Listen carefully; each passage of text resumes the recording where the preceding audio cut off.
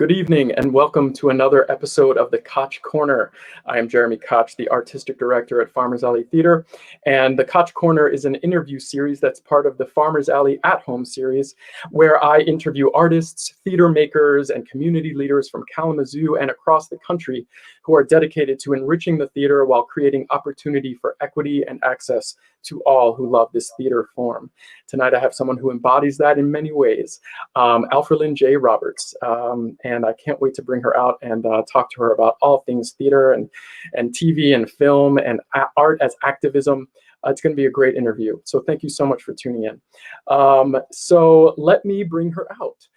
Alfrelynn J. Roberts is a versatile performer, choral director, and vocal coach whose work includes stage, TV, and film. Alfrelynn is the chorus master for Fort Worth Opera and artistic director for South Dallas Concert Choir. For the past 6 seasons as artistic director, Alfrelynn conducted many concerts, including AT&T Performing Arts' production of The Underground Railroad featuring Kathleen Battle.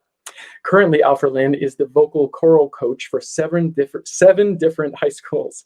She is a frequent soloist with symphonies and lead actress and has performed on many local stages, such as the Kalamazoo Bach Festival, both the Kalamazoo and Grand Rapids Symphony Orchestras, and has been a featured soloist for Presidents Bill Clinton and Barack Obama.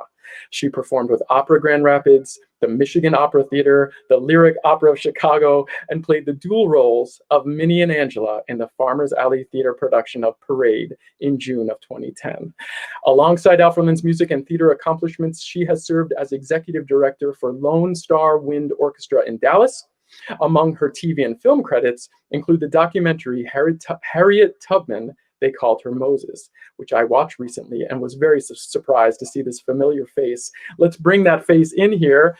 Please welcome Alfrelynn J. Roberts. Hello, how are you? Hey, good, how are you? Good, it's so good to see you. It is so good to see you. It's been way too long. I know. You left Kalamazoo and went down to Dallas, huh? Yes. Okay. Yeah, that's home. So all right. Yeah. Well, remind me, what caused you to make that move? To Dallas? Mm-hmm. Well, actually, I was working at the city of Kalamazoo, and that job ended. Well, that was 12, and they were doing layoffs, and then they were doing buyouts. And so I was one of the layoffs. And so I said, well, it's been a long time since I've been home. My parents at the time were taking care of their parents. Okay. And so I said, well, let me go home and just try to help them a little bit. And I can help here. And so I did, and it was really a very good move. I got a chance to really get to know my mom and my dad as adults.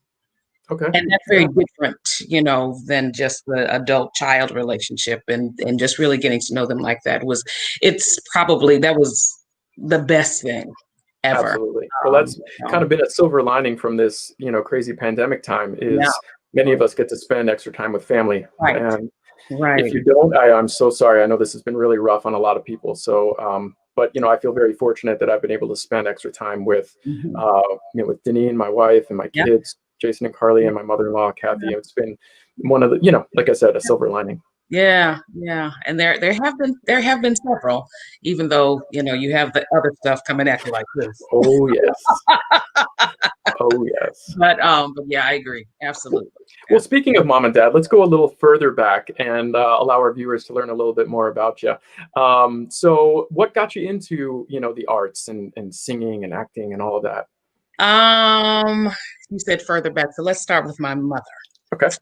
She said that one day, Minnie Riperton, I don't know whether or not you know, yes. Minnie Riperton, and she was a really big, huge Minnie Riperton fan. I was like 3 or 4, and I was sitting on the stairs at home. She was playing the record, and the record stopped, and she said that she still heard it going. And it was the higher part, that because she had this tremendous range. And she said, and she came around and she saw me singing this. And I was, 3 years old, whatever. And so that's kind of where I started singing. My love, and then because my mother was she was a musician herself, so I was immediately thrown into piano and voice, of course. And I went to the arts high school. My first opera was Amal and the Night Visitors. And I just fell in complete love with opera. Yes. And that's how it really started. Well, and obviously I sang in church and stuff, but Yeah. that love for opera just sparked something in me, because my voice wasn't the gospel, growly, and Yes. it was soulful, yes, but But not in that way. it In a wasn't different way. but that opera just seemed to kind of it yielded its way to that genre. So I went to school, went to Hampton University, and then did my master's at Northwestern. And and then it was auditions. Oh, that sounds familiar. Oh yeah. That sounds really familiar. Okay, wait, let me rewind. Okay. Where early childhood, where are we talking? What city? Dallas. Dallas. Okay. Mhm. All right. Mhm. So they've always been in Dallas. Yes. And then okay, I got you. All Yes, right. I was the one who went away. I And saw forever. they were mad. Were they mad? No, they weren't. They were surprised Okay. because they thought that I was going to be the one that was going to stay home, and my sister was going to be the one that actually left. Mm-hmm. And it just didn't happen that way. When I left, I was gone forever. And then when I came back, they were like, "Really? You really?"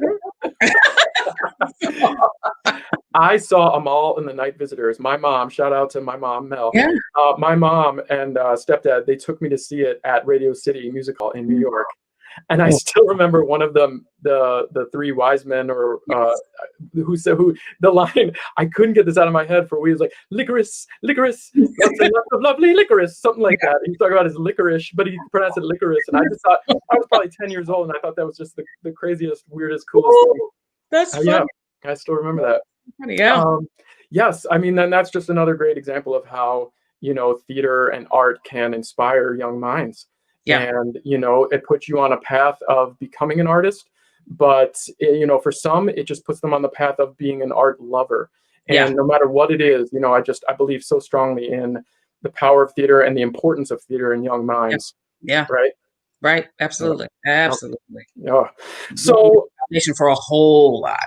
I mean, Oh, it opens up doors that you just don't even imagine. So yeah.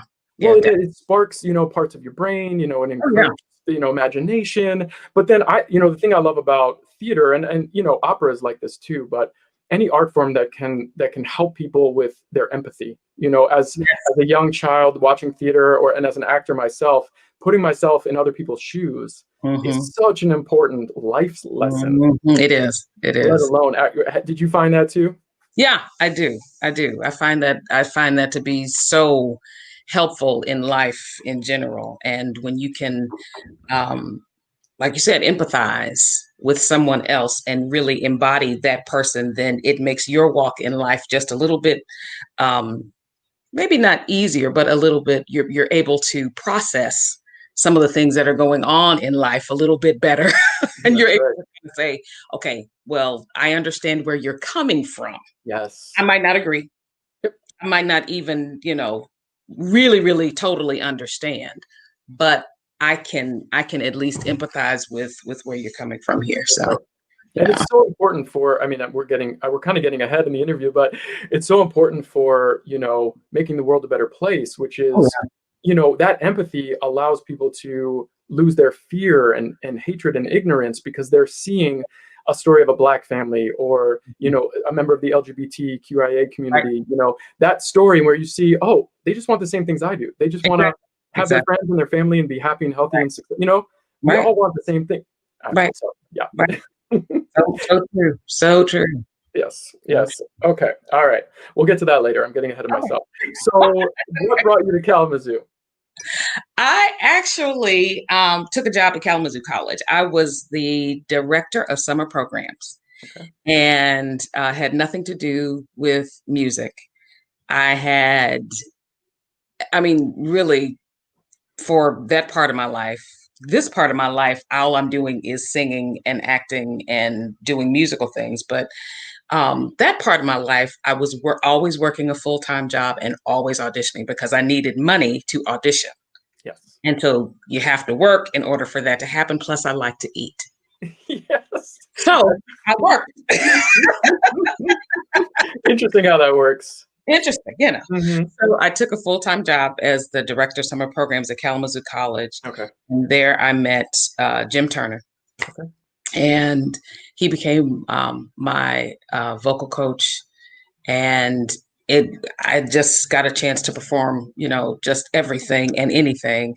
Tom Kasdorf with the Kalamazoo Singers, I got to perform anything and everything. And so it was, living in Kalamazoo was probably the best time of my life. And I did not really realize that until I left, because, I worked at the city and I was pretty, I had connections. And so if I needed something, Mm-hmm. I knew exactly where to go. I could call one person to get it done. I had those touches everywhere. Yep. And I got back to Dallas and I was like, oh, wait, I don't know anybody here. Even though it's home, but it was different. Yes. Because I lived my adult life in Kalamazoo and made some huge connections and really set some pretty good roots and had some wonderful experiences with some wonderful directors. And it just, Kalamazoo was the best. Yeah. It's a pretty cool place. Hands down. One of the things that, I always talk about is the fact that Dallas is a large city with a lot of problems. Kalamazoo was a smaller city, had some problems, right? But the one thing that Kalamazoo did was, when there was a problem, the entire community got together and they decided to solve it. Dallas, on the other hand, there's so many fractions in places that you really can't get a whole lot done because there's so many. I don't know if it's just not the common goal. The common goal in Kalamazoo was to make sure that, mostly everybody had a pretty good life, Yep. And I'm sure that it's common here, but it's just so fractured that it doesn't seem like we can get anything done. And that was one thing that really I was struck by in Kalamazoo, because anytime there was a problem, the community got together and fixed it. And that's just so unusual especially now. But it was just so unusual as a community. So I was just, again, my experience there, hands down, probably one of the best in my life. You're right. I mean, Dallas is so huge. I imagine it's got to be hard to feel like you're part of the Dallas community. I mean, there's sections of it, right? Yeah. And Kalamazoo always felt to me like big city feel with like small city advantages. Right. And that's certainly one of them. Exactly. Yeah. And it is a great feeling. I feel like I'm really a part of this community, and I feel like I know the people pretty closely who want to make it even better, and I want to join with that. Yeah. Art is and we're getting to activism soon. I know. We're just talking on a lot. That's like my favorite part, I love the performing too, of course. And speaking of performing, you perform not only at Farmers Alley, which we were so glad to have you grace our stage, but so much opera that you've done. I do have one picture of a performance you did at the Kalamazoo Civic. You were in A Voice of Good Hope, I think. Yeah. Is that you there? Yes, that is me. A long time ago. Tell us a little bit about that show. Well, I'll tell you why I even started down the theater road, because that ties a whole lot into this. I was auditioning, and I was getting some decent roles here and there, mostly chorus. And because I thought that I should be singing more roles and wasn't really getting the opportunity, I said, well, you know what? Let me see if I can do something else that will allow me to continue on stage and hone my craft, because obviously, opera, one of the components of opera is acting. And I wanted to really, really strengthen those skills. And so I said, well, let me see if I can just go over to the Civic and see what's going on. I had never done anything with the Civic. At that point, I don't think I'd even gone to a show. But I knew that there were going to be some quality directors at the Civic that I would be able to learn from. And oh my God, yes. So that particular show, Voice of Good Hope, was directed by Robert Smith. I cannot even tell you what an impact he made on my life, and it wasn't just about acting. It was personally speaking, and really, really making those connections that acting is more than just being on the stage and saying some lines. I mean, he really did help me understand what a character was and how important it was to make sure that you embody that particular character. I got an opportunity to work with Terry Williams. In doubt. I can't even begin to tell you that one either. Legendary. It was because I had to cry like on cue. So I was like, okay, this is going to be good. This is going to be good. And there were times when I started crying well before I even started. But I couldn't do it at first. But then he taught me how, and showed me what feelings and emotions that I needed to get to in order to get to that point. So it was growth beyond growth. And then you're talking about, Kathy Millay. I mean, come on, just in general. And even with Parade, it took me to a place. And I will be honest with Parade. I did not do my due diligence with actually, this is a 100% moment. Okay. I didn't do my due diligence as an informed actress on that one. Okay. And I auditioned. I think I read enough to know what it was to audition, but I didn't read the script. And so when I got to the first rehearsal, I was like, what is this? Oh my God, what is this? So, because I didn't realize where it was set. I knew it was a period piece, yes. Yep.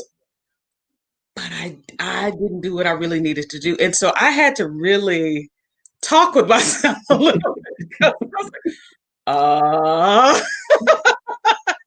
Did you know it was a true story? Did you know it was a true story? I knew that it was a true story, but I did not do what I needed to do in order to really, really, I didn't do my research.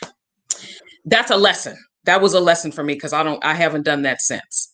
But I was really happy that I stuck it out because I had to find another woman in order to do that role. Yep. I mean, I really did. And I'm not even because I've never played a maid. I don't know what that is. I have never been transported to that's not true. I did Doubt, but that was different. This one was this was a servant on screen. In Doubt, she was the mother. Right. So even though she might have been she was a very mother. Different. Yeah, very different. This was a maid on screen, yep. And I was like, I don't know screen well, where on stage, right? Yeah, we're gonna see it on screen in a minute. Yeah.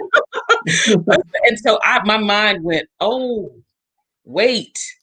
And then someone who had to be a little less dominant, which was not quite my personality, So I had to work through many. I really did have to work through that. And I was happy. Again, I was extremely happy that I did because that was transformative for me. I will never know what it was like to be a woman in the 40s. That was in the 30s, 40s. Could have even been earlier. It's funny, you read my mind. I was just trying to remember. I think it might have been earlier than that. I think it's even earlier. I think it was like the turn of the century. 1913, I want to say. So we're talking about when my grandmother was born, right? And so having to put myself there and with a different mentality that took some time. That really did take some time. So like I said, I was so excited to be able to just work with Kathy and to work at Farmers Alley that I was like, I'd take anything. But I should have done my own work. We loved working with you too. I mean, you came in, I remember your voice was just like blew us away. In case our viewers don't know, I mean, this is the Parade that Alfrelynn's referring to is based on a true story of Leo Frank, Yes. A Jewish man who lived in the South in just after the turn of the century. I want to say in the teens. I'm going to look it up. Yeah, and he was accused of killing a young girl, a 13-year-old girl named Mary Fagan. And it was never proven. It was sort of this cold case. Nobody really knew what happened. But he was convicted by a jury. Then the governor stayed his execution, and an angry mob broke him out of jail and actually lynched him. Right. In Georgia. This is Marietta, Georgia. So did you know and so you didn't even know how the story ended. So we probably did like the first read through and you were like, right. Yeah. The whole thing, I was traumatized. Because you're looking at this Jewish man, right. and actually Tony and I had a very good conversation about it, because you're looking at this Jewish man, and it could have happened to a Black man any day, right? And so it was oh my gosh. Well, your characters, I'm going to show a clip because now I'm getting excited to show this clip of you and Tony Perry singing "Rumblin' and Rollin'." Right. You talk about that. You're like, oh, a Black man is swinging from a tree every day. But because it's a white guy, now everybody cares. Now you pay attention. Right, exactly. And to not have known the story, honestly, and to have to actually reconcile that fact, even before the Rumbling and the Roll, because I didn't know. I mean, Rumbling and Rolling just, helped me through it. Because honestly, I was like, this is what I needed to sing in order to just get over all of this. But it was just so magnanimous. I mean, the whole thing was just a great experience, but it really did put me in a place that I had to really, really talk with myself about who this woman was, where we were, and just really just calm some emotions. Yeah. Really, because it's a powerful, powerful story. It really is. A really, really powerful story. One of our most, very proud of that production, one of our most artistically and commercial and very successful as well, but artistically fulfilling.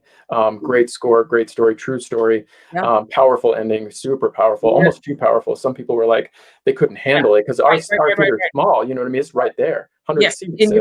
In your face. Whew. Well, why don't we give our viewers a little look at Alfrelynn J. Roberts and Tony Perry singing "Rumblin' and Rollin' from our production of Parade in 2010. Jason, please roll the clip. It's a rumblin' and a rollin', and I bet I know I see them on the train, see them on the bus. They never cared much about folks like us. They're gonna say, I don't know what, I don't know how, but they're gonna find out now. They're gonna pay attention. Set that man free. Well, they sure ain't talking about me. They're gonna come through this town. We better keep our heads down. We better start ahead. Mr. Frank, now Colewood, it ain't gonna do you no goddamn good. They're gonna pay attention. They're gonna yell, set that man free. There's gonna be a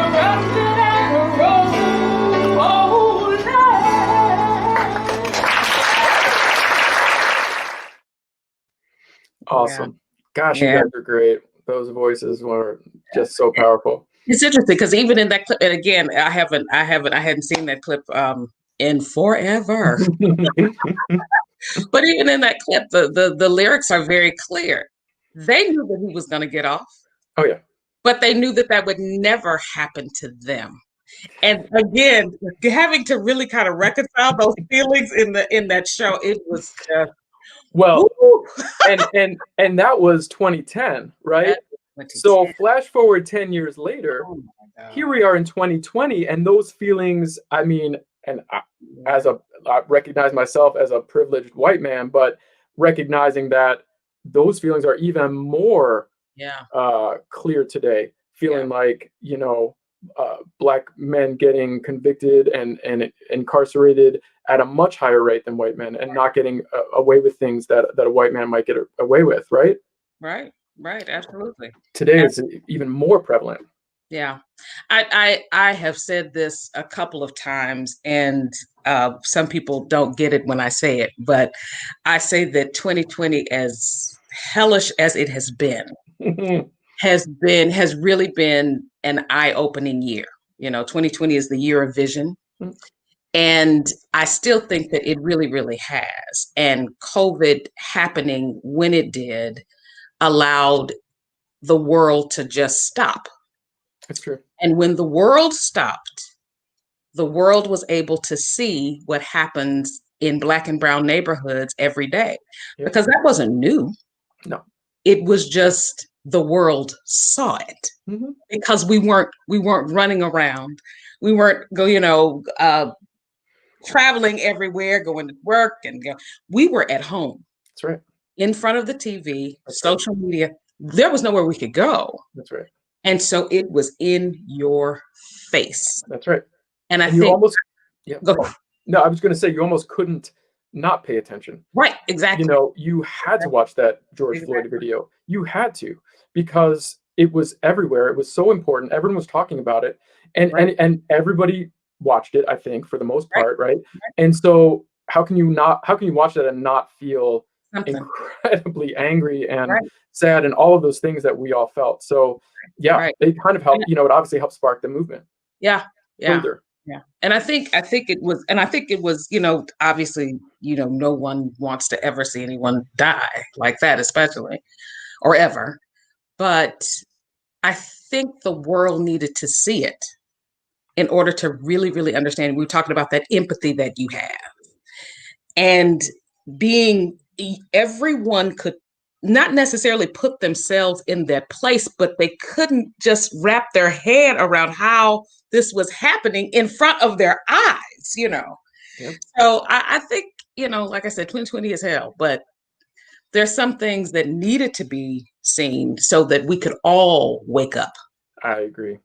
Even though it was extra frustrating, because I flashed back to, I believe it was either 2013 or 2014 when Eric Garner was choked to death in New York. And I'm thinking, look, if we had done something then, but if someone had done something then and said, we're barring all chokeholds throughout the country, please, no chokeholds, maybe that would have saved lives. You know what I mean? So it's that extra level of frustration if you have been paying attention. But you're right, a lot of people weren't paying attention. Yep, and that's exactly what I was going to say. You said it right there. No one was paying attention to Eric Garner. I mean, come on. The people that were already woke were still woke when Eric Garner, when Eric Garner passed, or whenever Garner was killed. Yes. But those people who weren't had no choice but to see what was going on with George Floyd. That's right. Well, I'm going to do a rough segue into an interesting fact that ties some things together. Okay. I did look up the case of Leo Frank. Yes. He was convicted. Now, he was lynched and he died in 1915. But guess when he was convicted? 1913. And isn't that interesting? Because who died in 1913? Oh, wasn't that Harriet Tubman? Wasn't it Harriet Tubman? Yeah. I think it was 1913. Yeah. Well, we're going to see that in a clip in a minute. But before we get there, so there's my rough segue into tying in Leo Frank to, I think, Harriet Tubman. And then because that was my next question, was how did your theater and opera career transform into a TV and film career? Oh, kind of organically, actually. Okay. Quite organically, actually. I don't quite know how I just decided I was going to go and just try out for some TV things. And I did like extra work and that kind of, because as an actress, or a budding one, as I was trying to do, and I just wanted to just try it, see what it was like. And so I did, and I got an agent, and I got this gig. And initially when I went in, it was just a voiceover. And so I did, and it was only the voice of Harriet's mother. Okay. And so they rewrote the script, and they decided that they wanted me to do the whole thing. So that was kind of really kind of nice. I didn't know you got promoted to narrator. Huh? You got promoted to narrator. I know. It was so exciting. That's awesome. And then they called and they said, well, we want to do some action shots. So they came to Dallas, and there's a Old City Park is where it was actually filmed. And that's like a few miles up the road from my house. And so we filmed there, and I just was just really quite shocked that it was on Amazon. And then I was in a rehearsal. I'll never forget. And this girl just kept saying, you look really familiar. And I was like, oh, okay. You know, I get that a lot. And so she goes on, she says, you look really familiar. Did you do some kind of film? And I was like, no, I haven't done a film. And then I said, well, yes, I have. I did Liberty Secret. She says, no, that wasn't it. She said it was some kind of suffragette film. And I said, oh, no, honey, I have not done that. And then she says, I know I've seen you. And then she went and found it. And she said, it was Harriet Tubman. I said, well, yeah, I did that. She says, well, I saw it. I said, oh, you did? And I was like, oh, wow. 2 weeks later, somebody else says, oh, I saw you on Amazon Prime. I said, what? And so then that's what I went on. I said, I was looking, I was like, oh my God. You didn't even know it was on Amazon Prime? No, I didn't know. Oh, I didn't know because once they bought me out my contract, that was it. So I didn't know what they were going to do with it. And Jason, show the picture of the Harriet Tubman. Yeah. That was the cover photo, the graphic image of the documentary on the left, and then that's Harriet Tubman as a much younger woman on the right. Wow, that's amazing. That's just amazing. So I mean, so my little trajectory here has been quite unexpected, but very, very nice. Very nice. My little, a lot of people have a road that's pretty straightforward, and mine hasn't been. But I'm so happy for my journey because I've learned so much. I've just learned so much just in working with people and finding out things about myself. And this is it's just been fantastic. It really has been. I love to hear that. And I think a lot of times I actually would think it's the other way around. Well, maybe not. I don't know. I was thinking that a lot of people do have kind of that winding path, but maybe when I think about it, maybe the majority are on the straight path. I don't know. I'll have to do some research. Mine just went from like opera, and then I decided I was going to do musical theater. Then I did theater. Then I did TV, and it was just for me, it felt a little like this. I think when I think about it, I think it's more artists, like, performers like you and me. We usually have this winding path. Yeah, that's true. What were you going to say? I cut you off. No. But that's true. It is an artist thing, I think. I have friends that are like doctors, and they knew that they were going to be doctors their whole lives, and I'm still over here like, oh, what am I going to do with the rest of my life? Come on. Yep. And someone is like, I'm going to be a lawyer. I'm going to be a financial advisor. It's like, boom, like you're on that path. And then they do little hobbies and stuff on the side, but it's like, they've got that straight path. All right, well, let's show a little bit of you in action in this very amazing Harriet Tubman documentary. They called her Moses. All right, Jason, please roll the clip. Despite the respect and many honors she received, Harriet Tubman spent her last days living in poverty. But she was always thankful for her freedom. Having given much of her life in service to others, Harriet Tubman died on March the 10th, 1913. She was approximately 90 years old. The former slave, uneducated, overworked and underpaid, who served her owners, then her fellow men and women, and lastly her country, was laid to rest with military honors. She is buried in Fort Hill Cemetery in New York, her life a beacon for generations to come. Yeah.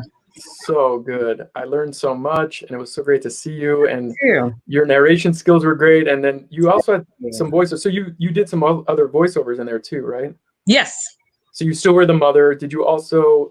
Were you also the voice of Harriet? Yes.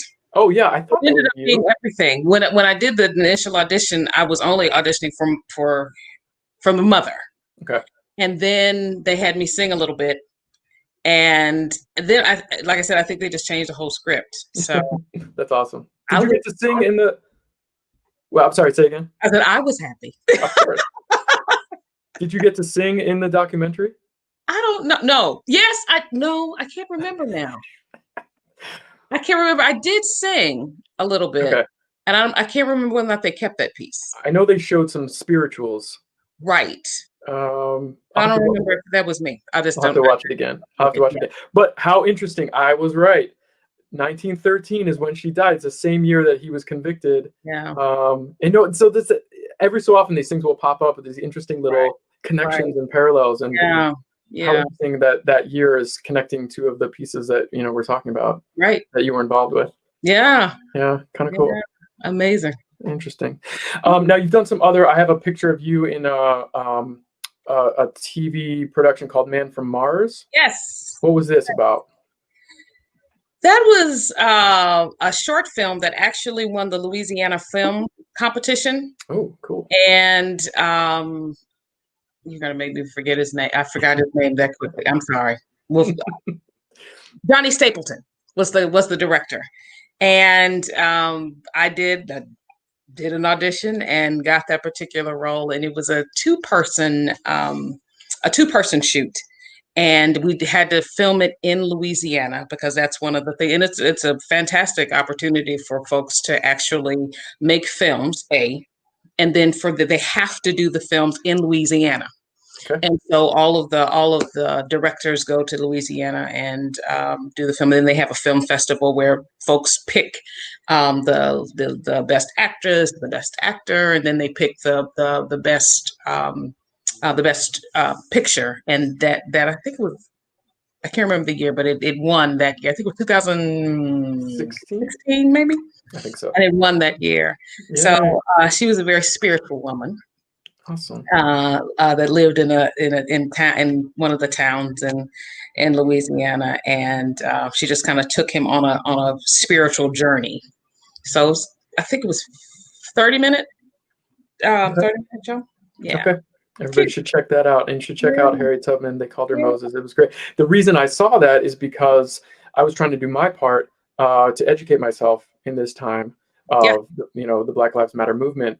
We were all trying to learn and listen to podcasts and read articles and watch documentaries. And so we sat down as a family and we said we're going to learn more about Harriet Tubman. And then there you were. Oh wow! There you were. Yeah. Why do you think it's important to mix? So that's a good segue into art and activism. Because trying to better ourselves and learn more is what caused us to watch that. Why do you think it's important to mix art and activism? And again, I do think it really does go back to what we were talking about as far as empathy is concerned. When you are able to understand somebody's existence, then you are able to, I think you're able to understand folks on a different level. Even going back to me acting as Minnie in Parade, and how difficult it was for me to really, really understand the subservient nature that I needed to, the kind of subservient person that I needed to be. And even Kathy worked with me on that. She was like, you're a little too strong for this. And I was just like,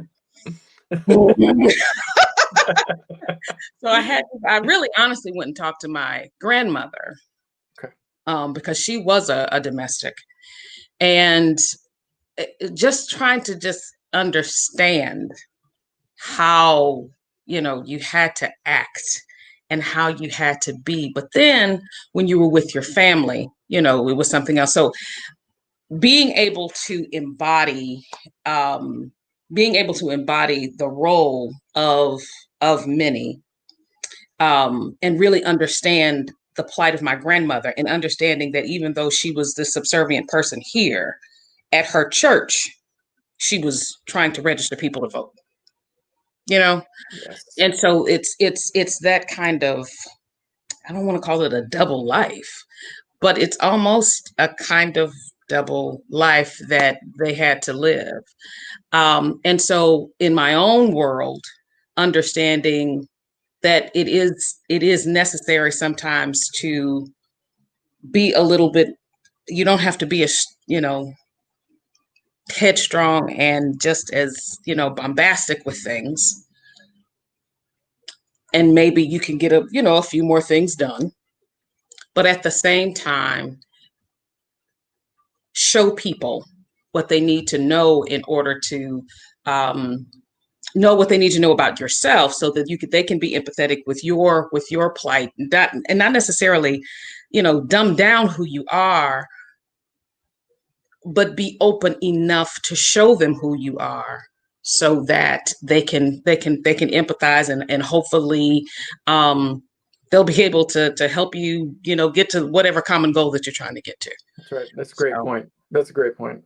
Yeah, excellent. Sorry if I went around the moat. No, I mean, but that's life. We all have to kind of make our way around things to try to figure out exactly what the core of it is, because there's no real answer. I think that art can do so much good. It can bring love and peace and joy into people's lives, and but not everyone's exposed to it. It's hard to say, like, how does art, help with activism, or, what's the real connection there. But I was struck by a memory of just thinking about how certain, even pop culture can help, the way that like the Ellen DeGeneres show, when she came out as a lesbian, that helped people in the gay community feel seen. And then I was even thinking about Mr. Rogers, and I was remembering how Mr. Rogers had I can't remember the name, but like a mail carrier, the black guy, the black guy, come in and put his feet in the pool to say, you don't have to be scared to swim in a pool with black people, and that was just a way for kids to go, I mean, I remember watching things as a kid and just feeling like, yep, we're all the same. I watched Sesame Street, Mr. Rogers. I mean, I think that helped me, become the empathetic person I am today, to a certain extent, right? Yeah. So I think it's important. And I think that's a way to get through to people. It helps bridge the gap, between the Ellen show and Will and Grace. I think maybe helped get to, gay marriage becoming legal, 20 years later. Right. Mm-hmm. It shifts public perspective. Arts can do that. TV shows and movies, TV right? does it all the time. Yeah. TV does it all the time. Yeah. So it's important. Yeah. That's true.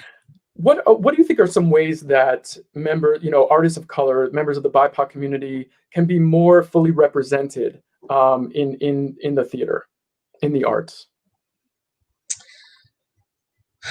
I think it really honestly starts with a conversation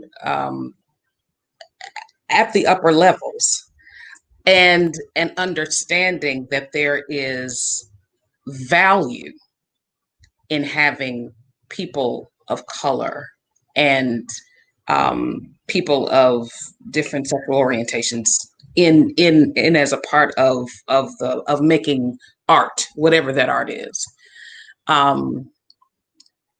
One of the things that's happened since George Floyd is a lot of my opera singer friends have become internet talk show hosts. It's been the funniest thing, but they're actually pretty good at it.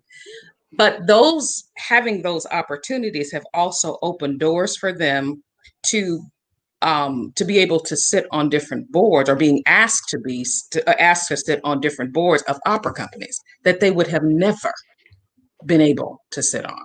Yeah. So there is, again, everybody is now wide awake in 2020, and now seeing the value in having African Americans and other people of color as a part of the fabric of the art that they're making. It was interesting, and not that I thought about it, but I knew that it really wasn't the case. But the Met has never had an opera done by an African American composer in its entire existence. Wow.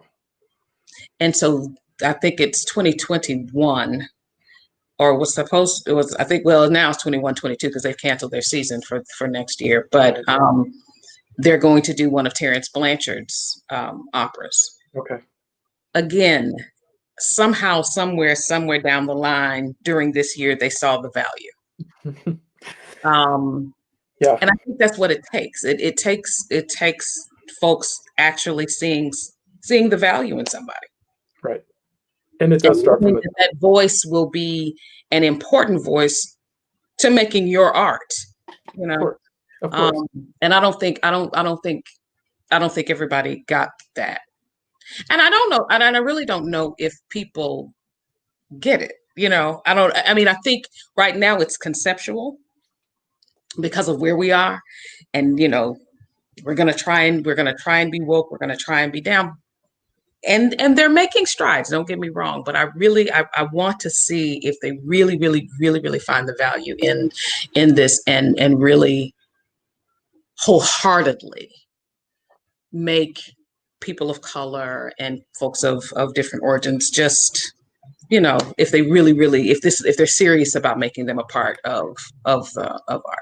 I love how you put part of the fabric, you know, of the organization. That is the key. I think you're absolutely right. That is the key, because if it starts at the top, if you bring voices of color to the top of your organization on an executive level, upper staff level, you know, decision-making level, that shows that it is important to you. And why not? I mean, most of us live in a community, a multicultural community with lots of different people, you know, and so you want to do theater, you want to do dance, you want to do opera, symphonies, you're going to probably have a multicultural, you know, group of artists doing that. And so why not, you know, use those artists to tell different stories, you know? And so in the theater, we want to tell lots of different stories, and we're going to tell Black stories, and the way that we make sure that we continue to do that going forward, and that it's not just performative because of George Floyd, is you put part of the fabric on the upper level and the executive level of the organization. Yeah. And that's a good word for it, performative. Yes. And that's what I don't want to happen. That's my fear in all of this, you know, that that we're going to all of a sudden forget. And, you know, then it won't be as important. It's important now. Right. But I'm hoping that this will be something that will be, something that will be everlasting. Long lasting. It can't be a flash in the pan. Yeah, really. Yeah. Well, we're on board there together, you and me, and many others as well. But the more we talk about this, I think the more that we can bring other people into the fold. You know, there are still people that are resistant. They don't understand that, you know, what it really is, or they think that it's somehow, I don't know the right word, but not everyone's on board. So I want to keep talking about it. Yeah. I think a lot of it has to do with the fact that I don't believe people, it's not in it. And I kept honing in on the value, but what I really don't think people really get is that my story is your story. Period. We have a common story. Period. Yes. You know, and until we can get to a point where we actually understand that about one another. Well, so now I'm just thinking real quick. I was thinking about a podcast I listened to that talked about the influence of Black music in pop music today. And someone was listening to a song. I can't remember what it was. I think it was a Kenny Loggins or somebody like that. And they were like, this sounds like a gospel song. Like there's a key change, a modulation, the chorus comes in. It felt like it was, you know, it was like a Baptist church, right? So it was like, oh, okay. The roots of this are in Negro spirituals, right? And like the Baptist church. And so you think about that, like, and jazz music and how that influences so much. And then, you know, this is our story. Like we've been here.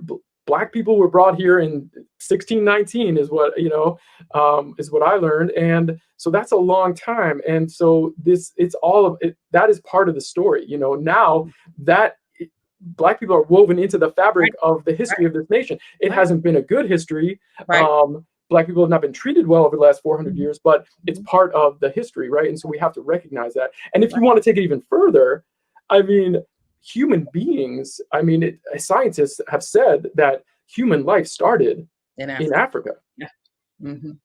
So how much more beginning of the story can you get than that? Right. Yeah. I mean, so, okay. All right. Off the soapbox now.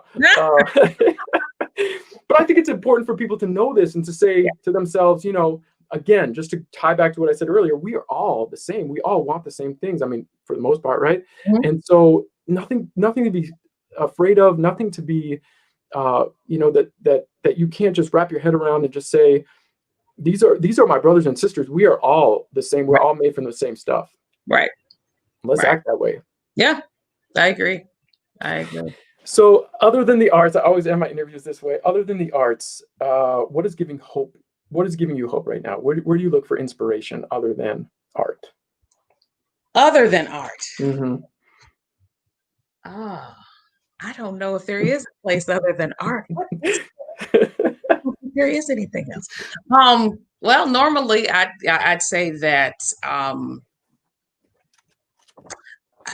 don't know that I cannot answer that. My whole life is art and just finding the beauty in music. One of my favorites, I'll never forget, I went to a concert to see Wynton Marsalis, who is just fantastic in concert. I don't know that we will ever be able to see him again, but he was very good when he was traveling. And I just remember being so inspired. And even though he's a trumpeter, I wanted to go home and practice. That just made me so excited.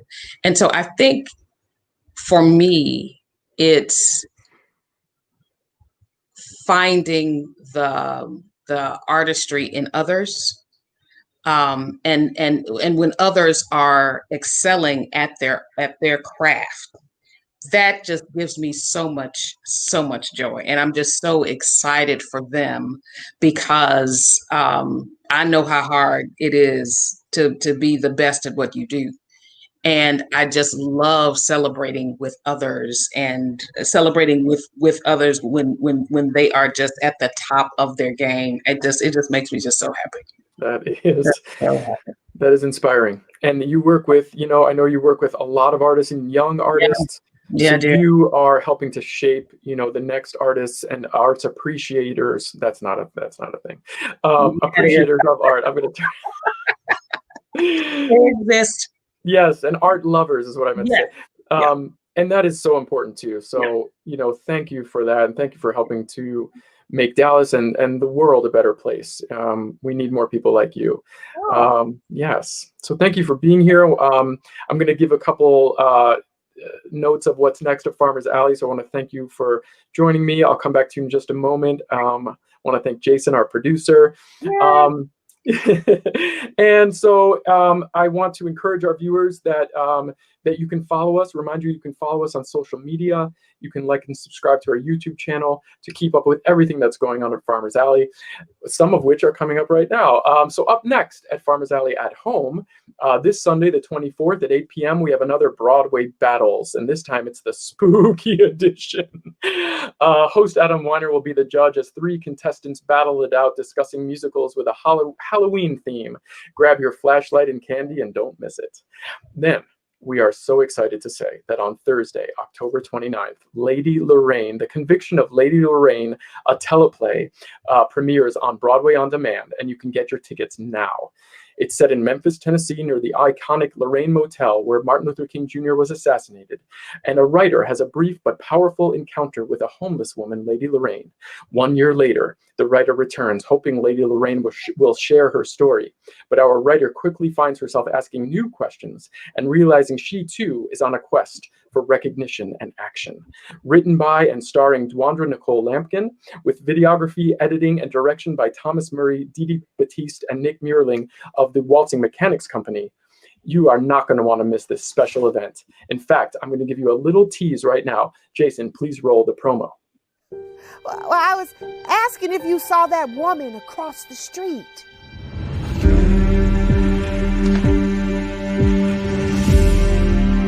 What makes one person's conviction stronger than another's? And can you measure it? Conviction?